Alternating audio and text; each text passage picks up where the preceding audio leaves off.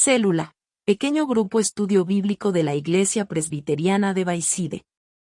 Autor, Reverendo David Chonsik Lee. Capítulo 114. Cuenta a la generación venidera. Salmos 78, 1-12. Fidelidad de Dios hacia su pueblo infiel. Masquil de Asaf. Escucha, pueblo mío, mi ley, inclinad vuestro oído a las palabras de mi boca. Abriré mi boca en proverbios, hablaré cosas escondidas desde tiempos antiguos, las cuales hemos oído y entendido, que nuestros padres nos las contaron. No las encubriremos a sus hijos, contando a la generación venidera las alabanzas de Jehová, y su potencia, y las maravillas que hizo. Él estableció testimonio en Jacob, y puso ley en Israel, la cual mandó a nuestros padres que la notificasen a sus hijos, para que lo sepa la generación venidera, y los hijos que nacerán. Y los que se levantarán lo cuenten a sus hijos, a fin de que pongan en Dios su confianza, y no se olviden de las obras de Dios, que guarden sus mandamientos, y no sean como sus padres, generación contumaz y rebelde. Generación que no dispuso su corazón, ni fue fiel para con Dios su espíritu. Los hijos de Efraín, arqueros armados, volvieron las espaldas en el día de la batalla. No guardaron el pacto de Dios, ni quisieron andar en su ley, sino que se olvidaron de sus obras, y de sus maravillas que les había mostrado. Delante de sus padres hizo maravillas en la tierra de Egipto, en el campo de Zoán. Amén. En el texto de hoy, el autor de Salmos, ¿qué es lo que la generación venidera debe saber? ¿Y cuál es la enseñanza que le da esto a usted?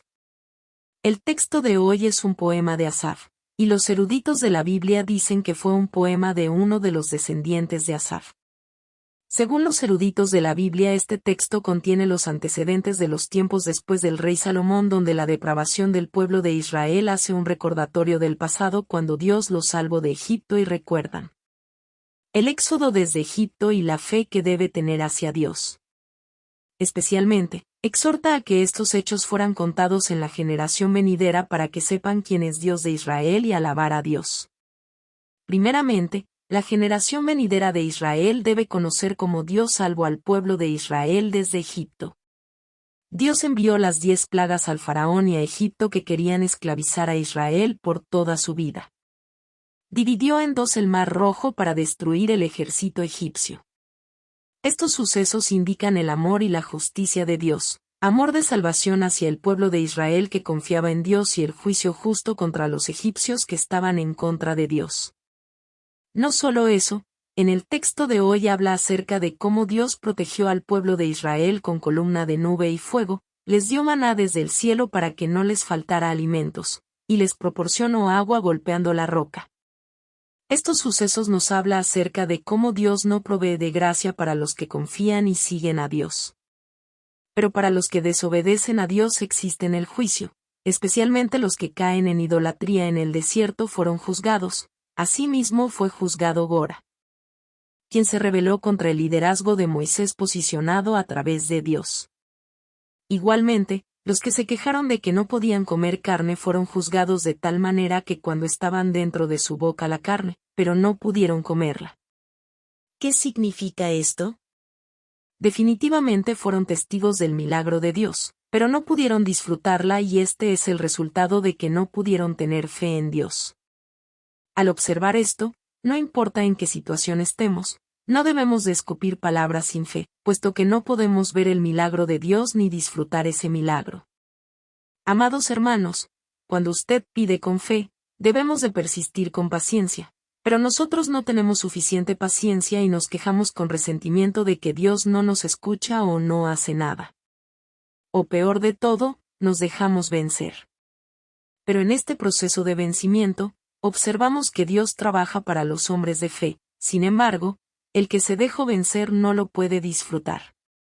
Por tanto, debemos de vivir una vida de fe para que podamos ver el milagro del trabajo de Dios. Volviendo al texto de hoy, el pueblo de Israel pudo experimentar las obras de Dios en el desierto. Pero en Deuteronomio, Dios advierte a través del sermón de despedida de Moisés que deben tener cuidado de algo antes de poseer las tierras de Canaán. por la gracia de Dios, ustedes poseerán viñas que no han plantado y casa que no han edificado. Pero el día que posean estos bienes deben recordar, cuiden de no olvidar a Dios porque si viven sin Dios, así como el pueblo de Canaán le fue arrebatado todo lo que tenían, ustedes también van a perder todo lo que posean de las tierras de Canaán. Por tanto, no abandonen a Dios, siempre vivan dentro de Dios. Estas palabras indican que el pueblo de Israel debió vivir confiando solamente en Dios, pero no fue así. Vivieron idolatrando, abandonando a Dios fácilmente. Por esas razones, Dios levantó desastres naturales. También levantó naciones vecinas para que atacaran a Israel para que sepan que estaban desobedeciendo a Dios. Entre ellos estaba el tiempo en que el rey Saúl dejó que le quitaran el arca por el ataque de los filisteos. Sin embargo, el autor de Salmos menciona a un guerrero como David que salva de estos sucesos. David, que era un pastor, fue un hombre que agradaba al corazón de Dios al ver que vivía con fe hacia Dios. Fue elegido para ser el nuevo rey de Israel. Y dentro de la voluntad de Dios, David gobierna el pueblo de Israel con abundancia y el autor de Salmos dice que estos incidentes se deben contar a la generación venidera.